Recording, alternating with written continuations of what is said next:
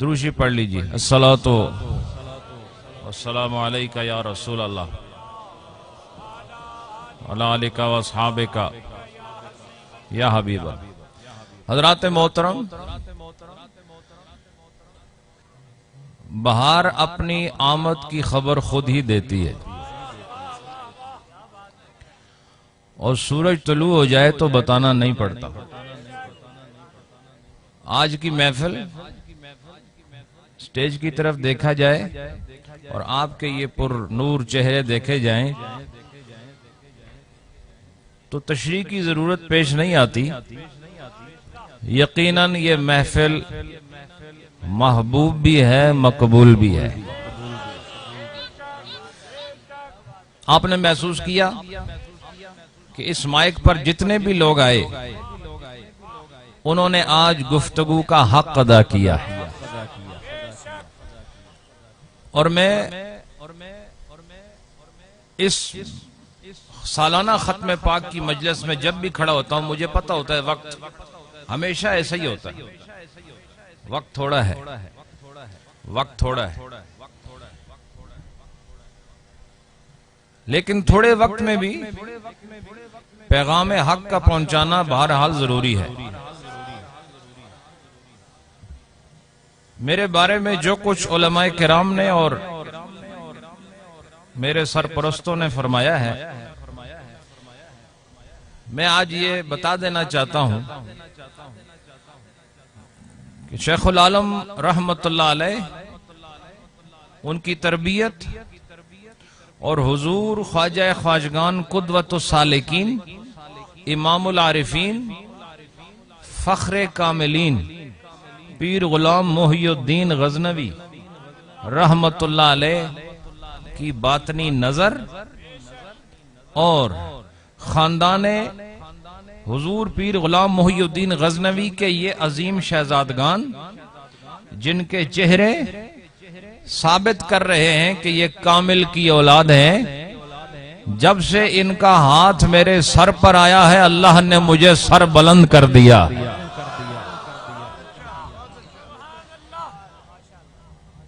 اور میں یہ بھی کہنا چاہتا ہوں کہ ہمارے اس سٹیج کی زینت اور فخر ان کے بغیر حاصل ہو ہی نہیں سکتا،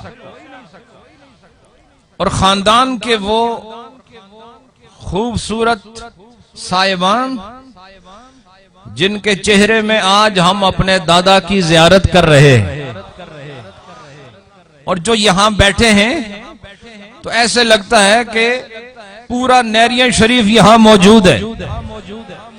اور آپ یہ بھی جانتے ہیں ان کی مسلسل دعائیں ہیں جو میری رہبری اور رہنمائی کر رہی ہیں، اور آستانہ عالیہ نیریہ شریف کا فیضان جو آج آپ یوں سر چڑھ کر بولتا ہوا دیکھ رہے ہیں، یہ صرف میری محنت نہیں، ان کی توجہ اور دعائیں بھی شامل ہے۔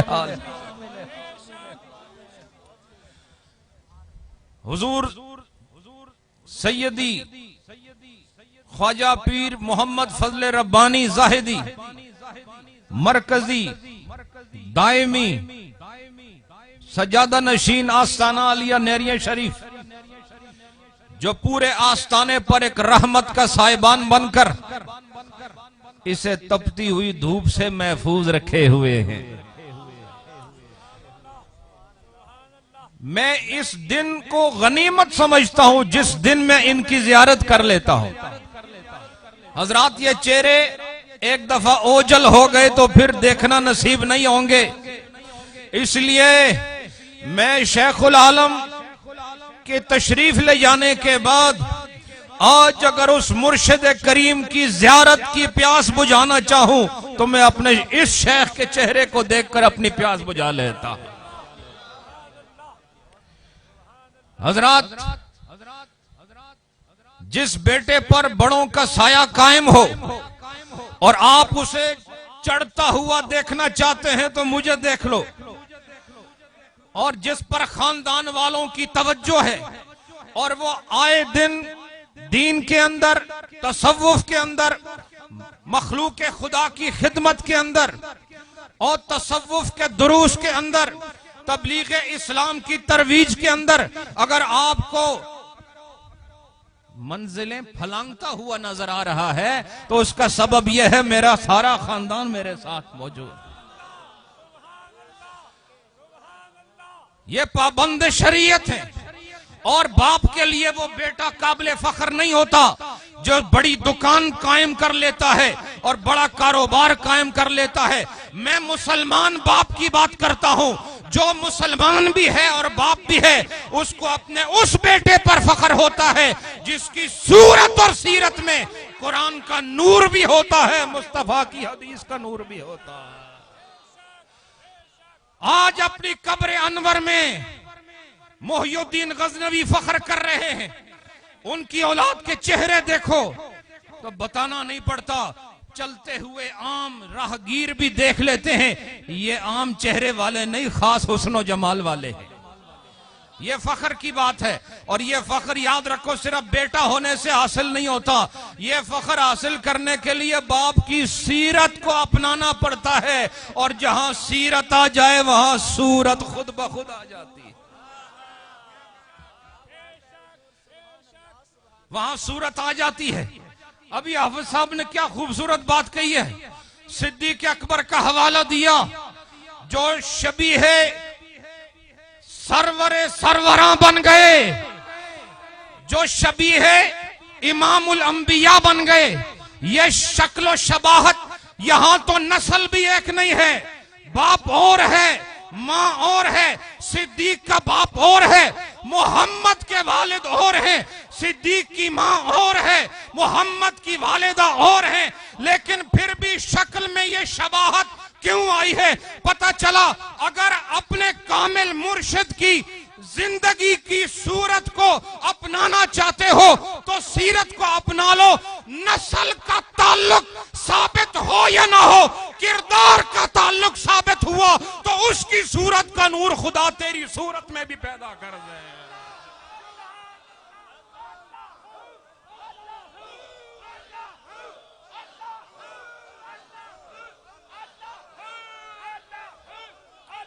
حضرات لہذا آپ دیکھتے نہیں یہ میرے عظیم چاچا جان پیر محمد شیر ربانی اسد, ویسے نام کے لحاظ سے محی الدین غزنوی رحمت اللہ علیہ نے انہیں شیر فرمایا ہے, لیکن اگر میں صفات دیکھوں تو میرے غزنوی مرشد کے سارے بیٹے شیر ہیں, وہ سارے ہی شیر ہیں, وہ سارے ہی شیر ربانی ہیں. لیکن اس حالت میں طبیعت کی اس ناسازی میں یوں بولنا شیر کا یہ کام ہوتا ہے. حضرات اور اس خاندان کے افق پر چمکنے والے سورج جسے غزنوی سرکار نے شمس العارفین کا نام دیا, کیا آج آپ دیکھتے نہیں کہ وہ اس غزنوی سرکار کے مکھڑے سے لی جانے والی روشنی کو کس طرح کریا کریا نگر نگر میں گلی گلی میں اور ایک صوبے سے دوسرے صوبے میں جا کر حب مصطفیٰ کی شمع کو روشن کر رہے ہیں. لہذا یہ صرف نام کے لحاظ سے شمس نہیں ہیں بلکہ الحمدللہ ذات میں بھی شمس ہیں, صفات میں بھی شمس ہیں. اب دیکھو شیر بھی میرے نال ہے, شمس بھی میرے نال ہے, تے خدا دا فضل بھی میرے نال ہے. اور جس کول شیر ہوئے وہ گھبرانا والا نہیں ہوندا, اور جدے نال سورج ہوئے اودے اگے اندھیرا نہیں کھلوندا, اور جس اتے خدا دا فضل ہوئے کسے میدان شکست نہیں کھا سکتا.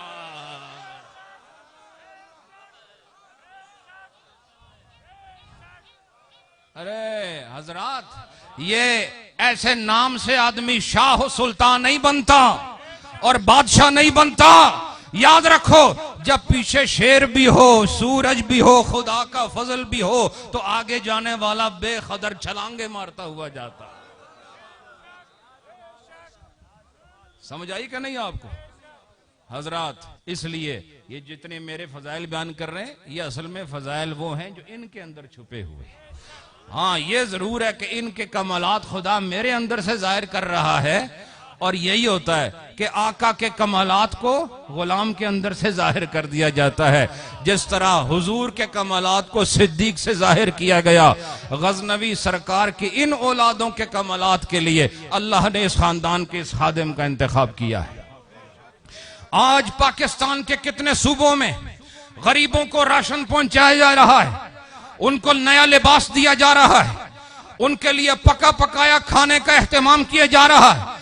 الحمدللہ ہزاروں کی تعداد میں واٹر ہینڈ پمپس نصب کیے جا رہے ہیں، اور بتدریج الحمدللہ مسجد پر مسجد زیر تعمیر ہے۔ میں 2-4 سالوں کے بعد ایک بہت بڑا ریکارڈ آپ کے سامنے رکھوں گا اور آپ کو بتاؤں گا کہ وہ شمع جو میرے شیخ غزنوی نے نیریاں کی پہاڑی پہ روشن کی تھی، اب وہ صرف شمع نہیں رہی، وہ شعلہ جوالہ بن چکی ہے، اور اس کا فیض اب مشرق مغرب میں بول رہا ہے۔ حضرات، میں یہ بھی کہنا چاہتا ہوں، ان کی شفقتیں میرے ساتھ ہیں، اور دعا کرو خدا تعالیٰ ان کا وجود سلامت رکھے۔ میرے پیچھے جب تک یہ 3 نور موجود ہیں، اس نور کو کچھ نہیں ہونے والا، مجھے کچھ نہیں ہونے والا۔ ادھر تم بھی سامنے ہو، پیچھے یہ ہیں، درمیان میں میں ہوں، مجھے فکر کی ضرورت ہی نہیں ہے۔ اور اگر دنیا سے چلا گیا تو یاد رکھو پیچھے غزنوی سرکار ہیں، آگے محمد الرسول اللہ ہے۔ میں کامیاب ہوا تو اللہ کی قسم تمہیں بھی ساتھ کامیابی کی منزل کی طرف لے کر جاؤں۔ یہ سٹیج ایک اہم سٹیج ہے، اور میں ممنون ہوں ہمارے صاحبزادہ محمد رفیق چشتی صاحب کا، بہت دور کا سفر کر کے آئے، اور حافظ صاحب واقعی یہ واقعی حافظ ہیں، یہ مراتب کے حفظ پر معمور حافظ ہیں۔ اب یہاں مفتی صاحب نے حافظ و محافظ کہا تھا، تو وہ حافظ و محافظ دونوں آپ پر صادق آتا ہے۔ اور پھر اس صف میں اور پاکستان کے علماء میں ایک منفرد نام، مفتی محمد سلیمان صاحب رضوی، انہوں نے میرے کئی درس سنے مثنوی شریف، اور یہ واقعی رئیس المناطقہ ہیں، لیکن ان کا یہ میرے لیے اعزازی طور پر دعائیہ کلمات کہنا، یہ میرے لیے اعزاز بھی ہے، دعا بھی ہے، اور آنے والے وقتوں میں حفاظت کی ضمانت بھی ہے۔ وقت کم ہے، لیکن انشاءاللہ ہم عصر قضا نہیں ہونے دیں گے۔ تھوڑی تھوڑی بارش ہو رہی ہے، لیکن یہ ڈرانے والی نہیں ہے، یہ دل لبھانے والی بارش۔ اور ہمارے قبلہ صاحبزادہ صاحب کھڑی شریف سے انہوں نے سب کو کھڑا کر دیا، نہیں سمجھے؟ انہوں نے وہ جو عقیدت کے لحاظ سے تھوڑے بیٹھے ہوئے تھے، کھڑی شریف سے آ کے سب کو کھڑا کر دیا، اور بتا دیا اپنا ایمان کھڑا رکھا کرو تاکہ کہیں جھکنے کی نوبت نہ آئے۔ ہاں جھکنا ہے تو صرف سجدے میں جھکنا ہے، جہاں ایمان کی بات آئے وہاں ڈٹ کے مقابلہ کرنا۔ حضرات، آج اس سٹیج پر یہ بھی کہا گیا کہ ناموس قرآن کی بات کی گئی ہے، اور میں اپنے سٹیج کو ہر اہم موضوع کے ساتھ معزز کرنے کے لیے یہ کہہ رہا ہوں، ہم جو یہاں بات کرتے ہیں اس کا اثر کتنا ہوتا ہے؟ ہم مذمت کرتے ہیں، یہ سارے آپ جتنے ہیں مذمت کرتے جاؤ، کیا ہوگا؟ یہ پورا سٹیج مذمت کرے۔ مذمت سے کیا ہوتا ہے؟ مذمت سے کیا ہوتا ہے؟ مذمت تو آپ کے دل کی ایک کیفیت ہے، اور ایمان کا سب سے نچلا درجہ ہے۔ جب منکرات دیکھو تو منکرات کو روکنے کے لیے حکم رسول کیا ہے کہ سب سے پہلے ہاتھ سے روکو، وہ نہ کر سکو تو زبان سے روکو، تو آخری چیز مذمت ہی ہے، وہ لفظاً ہو یا قلباً ہو، فکر کے لحاظ سے ہو یا تقریر کے لحاظ سے ہو۔ لیکن آج علماء کی جو گفتگو ہے اس کو سمجھتے ہوئے میں اصل نشانے پر لے کر جا رہا ہوں۔ یہ 50 سے زیادہ مسلمان ریاستیں، میں ان کو کہہ رہا ہوں، ارے تمہاری شرم کہاں مر گئی ہے؟ اسلام کے نام پر بننے والے ملکوں پر حکمرانی کرنے والوں، ہم عوام کو جہاں بھی دیکھیں، چاہے وہ لیبیا کی سرزمین ہو، فلسطین کی سرزمین ہو، وہ برما کی سرزمین ہو، افغانستان کی سرزمین ہو، وہ شام یا یمن کی سرزمین ہو، ہمیں مسلمان عوام ہر طرف حب خدا میں اور حب مصطفیٰ میں ہلچل مچاتی نظر آتی ہے، لیکن فرق نہیں پڑتا۔ فرق کیوں نہیں پڑتا؟ اس لیے کہ عوام بھیڑ بکریوں کی مانند دنیا میں چلتے پھرتے ہیں، ان کی باتوں کا کوئی احساس کہیں پیدا نہیں ہوتا۔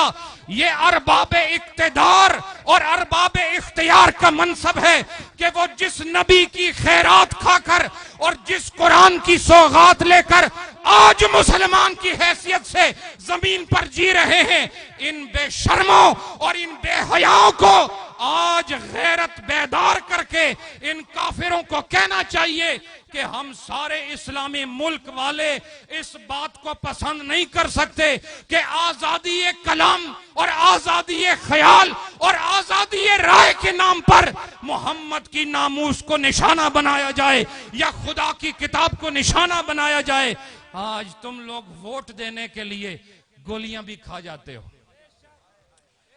ان حکمرانوں کے لیے جنہیں وضو کا طریقہ معلوم نہیں ہے، یہ جنہیں پہلا کلمہ بھی صحیح پڑھنا نہیں آتا، یہ تمہارے قرآن کی حفاظت کیا کریں گے؟ ارے جنہیں نماز پڑھنا نہیں آتی وہ قرآن کی حفاظت کیا کریں گے؟ بندر کیا جانے ادرک کا مزہ، بندر کو کیا پتا کہ ادرک کیا ہوتی ہے، اور اسے اس کا مزے کی خبر نہیں ہوتی۔ جسے قرآن پڑھنا نہیں آتا اسے قرآن کی عظمت کی خبر کیا ہے؟ تو میں یہ کہتا ہوں کہ ان کافروں کی مذمت کرنے سے بہتر ہے کہ آج تم ایک اعلان کرو، میرا یہ پیغام عام کر دو، ہر طرف پھیلا دو کہ تم جنہیں ووٹ دیتے ہو ان سے یہ کہہ دو کہ تم نے بڑے بڑے وعدے کیے ہم سے، پھر بھی ہم تمہارے وفادار رہے۔ تم نے کہا ہم سکول بنائیں گے، سکول نظر نہ آیا۔ تم نے کہا کالج بنائیں گے، کالج نظر نہ آیا۔ تم نے کہا ہم سڑکیں بنائیں گے، سڑکیں نظر نہ آئیں۔ تم نے کہا ہسپتال بنائیں گے، ہسپتال نظر نہیں آئے۔ تمہارے جتنی بھی وعدہ خلافیاں ہیں ہم سب کو قبول کرتے ہیں، پھر تمہیں ووٹ دیتے ہیں۔ لیکن ایک وعدہ کرو کہ اس دفعہ اگر تمہیں خدا اقتدار میں لائے، یاد رکھو بلا تفریق جماعت، ہم کسی جماعت کا اعلان کرنے والے نہیں، ہمارا اس قسم کی سیاست سے کوئی تعلق نہیں ہے۔ میں کہتا ہوں جسے بھی ووٹ دیتے ہو اس سے یہ وعدہ لو کہ اگر خدا تمہیں اختیار دے تو تم نے ناموس محمد اور ناموس قرآن کے لیے آواز کو بلند کرنا۔ اگر سڑکیں مل جائیں قرآن نہ ملے، سڑک کیا کرو گے؟ کالج مل گیا قرآن نہ ملا، کالج کیا کرو گے؟ ہسپتال ملا، جسم سلامت رہا، روح مر گئی تو کیا کرو گے؟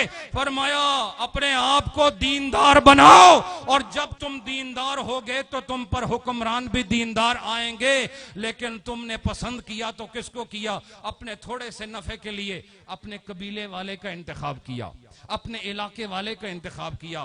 آج تک ہمیں یہ شعور نہیں حاصل ہو سکا کہ ہم نے سیاست میں کس کو ووٹ دینا ہے۔ لہٰذا آستانے کے ایک خوبصورت مقام سے، اس مسند سے یہ اعلان کیا جا رہا ہے کہ اگر تم خدا کے وفادار ہو اور محمد مختار کے وفادار ہو اور قرآن کے وفادار ہو، اہل بیت کے غلام ہو اور صحابہ کرام کے غلام ہو، تو آؤ مل کر یہ عہد کرتے ہیں کہ ہم صرف اس کو ووٹ دیں گے جو باہر سے بھی مسلمان نظر آئے، اندر سے بھی مسلمان نظر آئے۔ یہ تھوڑی مذمتاں نال کیوں ہوندا ہے؟ یہ سارے 50-54 ممالک مل کر، سارے حکمران مل کے اگر ایک ایوان میں کہیں کہ ہم ایک قانون چاہتے ہیں کہ ہماری کتاب پر حملہ نہ کیا جائے، ہم ایک قانون چاہتے ہیں ہمارے نبی کی شان میں گستاخی نہ کی جائے، اور جو ایسا کرے اس کے لیے ملک اپنی ریاست کے حساب سے وہ اپنے دارالخلافت میں اپنی کابینہ کے اندر بیٹھ کر ایک قانون ہی بنا ڈالیں کہ آج کے بعد جس نے کسی بھی نبی کی شان میں گستاخی کی، حتیٰ کہ تورات انجیل زبور کی شان میں بھی گستاخی کی، تو اس کے لیے یہ سزا ہے۔ سزا کا تعین ہم نہیں کر سکتے کیونکہ ہم اس مقام والے نہیں ہیں کہ ہم سزا کا تعین کریں۔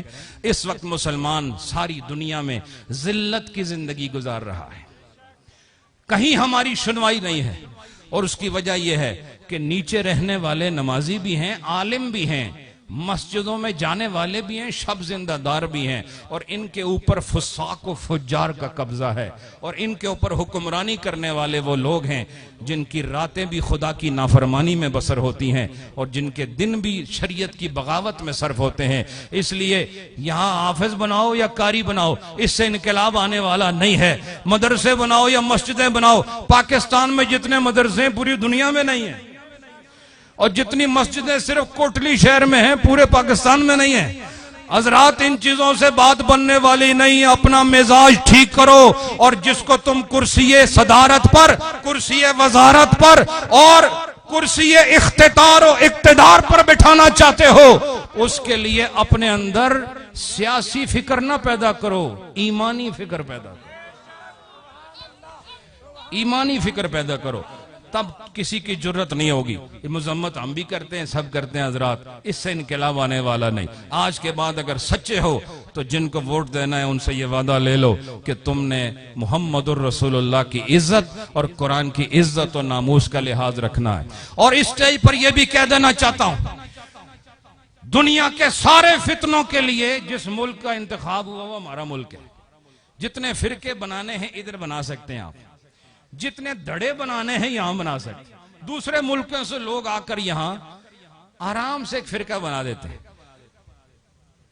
اور بھی پھر نئے نئے فرقے بن گئے۔ کوئی اپنے آپ کو آل رسول والا کہہ رہا ہے، کوئی اپنے آپ کو صحابی رسول والا کہہ رہا ہے۔ میں کہتا ہوں یہ فرقے بنا بنا کر پہلے ہی ملک کا بیڑا غرق ہو چکا ہے، اور امت بکھر چکی ہے، شیرازہ بکھر چکا ہے اس امت کا۔ ارے ظالموں، اس ملک کو کیوں نہیں چھوڑتے؟ اس اپنی شرارتوں اور اپنے شر سے اس کو کیوں نہیں آزاد کرتے؟ اور اس کا سبب بھی یہ ہے کہ آپ ہر آنے والے کا استقبال کر لیتے۔ اگر کبھی خدا نہ خواستہ یا ویسے ہی بالاتفاق کسی کی پھونک سے آپ ٹھیک ہو گئے تو بس پھر آپ نے نہ اس کی شکل دیکھنی ہے، نہ اس کا لباس دیکھنا ہے، نہ اس کے اعمال دیکھنے۔ آپ کے لیے پھر وہ اعلی الاطلاق شیخ کامل ہے۔ کوئی اپنے اندر ایمانی مزاج پیدا کرے، اور یاد رکھو ہم ایک جسم ہیں، ہمارا ایمان کا بھی ایک جسم ہے، اور اس ایمان کے جسم کے دو جانب ہیں۔ ایک جانب کو اہل بیت کہتے ہیں، دوسری جانب کو صحابہ کرام کہتے ہیں۔ اب میں آپ کو درمیان سے کاٹ دوں تو آپ رہو گے؟ پھر رہو گے تو صحیح، آپ کا ایک داڑھی ادھر ہو جائے گا ادھر، لیکن کوئی زندگی باقی رہے گی؟ ہاں، دونوں اکٹھے رہے تو پھر زندہ رہو گے۔ اس لیے صحابہ کو اہل بیت سے جدا کرنا اور اہل بیت کو صحابہ سے جدا کرنا ایسا ہی جیسے تمہارے عین سر کے درمیان سے تمہاری ٹانگوں کے درمیان تک دو حصوں میں تمہیں کاٹ دیا جائے، تو جس طرح دو حصوں میں تقسیم کرنے کے بعد تمہاری زندگی نہیں رہتی، ان دونوں کو الگ کرنے سے تمہارا ایمان سلامت نہیں رہتا۔ اس لیے آستانہ عالیہ نیاری شریف کا عقیدہ ہے کہ ہم اہل بیت کے بھی غلام ہیں، صحابہ کرام کے بھی غلام ہیں، اور ہمارا یہ عقیدہ ہے کہ افضل الانبیاء محمد مصطفیٰ ہیں، اور بعد الانبیاء صدیق اکبر رضی اللہ تعالیٰ عنہ۔ اور یاد رکھو ہمارے محراب و منبر سے انشاءاللہ یہ حافظ صاحب گواہ ہیں، علماء گواہ ہیں، صاحبزادہ صاحب گواہ ہیں، جو شان ہم نے حضرت علی کی بیان کی ہے یا حضرت امام حسین کے بیان کی ہے، شاید وہ بھی نہ کر سکیں جو اپنے آپ کو بڑا بڑا حسینی کہتے۔ ہمارا ان کے بغیر گزارا ہی نہیں ہے، ان کے بغیر ہماری بات بنتی ہی نہیں ہے۔ لہٰذا ہمارے ہاتھ خوبصورت ہے کہ ان ہاتھوں میں اہل بیت کا دامن بھی ہے، صحابہ کرام کا دامن بھی، اور ان دونوں کے ہاتھ میں مصطفیٰ کا دامن ہے۔ لہذا جو دامن مصطفیٰ تک پہنچنا چاہتا ہے وہ ان کے دامن سے وابستہ ہو جائے، اور جو وہاں پہنچ گیا وہ در مصطفیٰ پر پہنچ گیا۔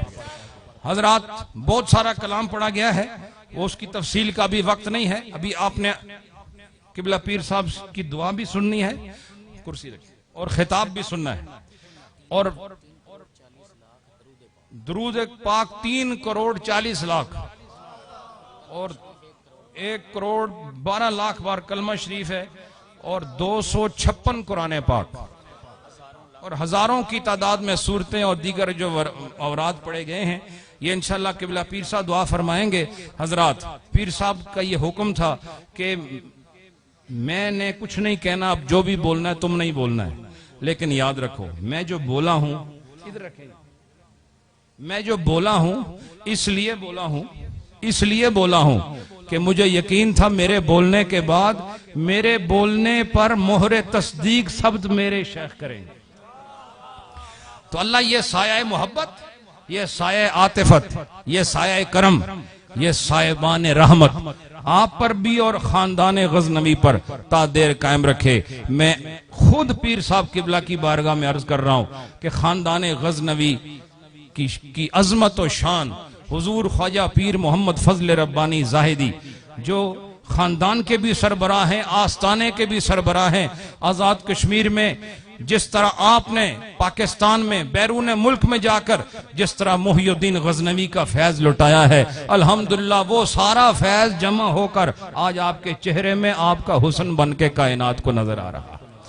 تو آپ کی محبتوں کی گونج میں دعوت دے رہا ہوں. حضور سیدی و مرشدی پیر محمد فضل ربانی زاہدی مرکزی سجادہ نشین آستانہ عالیہ نہریہ شریف. اللہ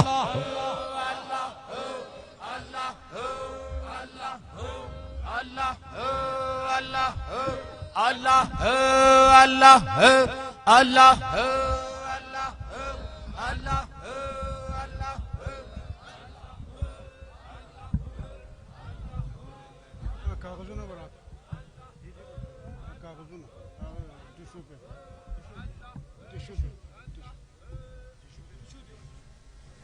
مل گیا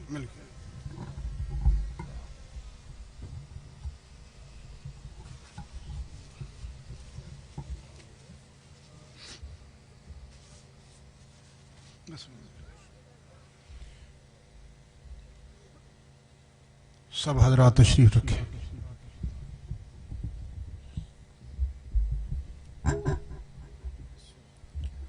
بسم اللہ الرحمن الرحیم. دنیا نے اپنے آپ کو بدلا گھڑی،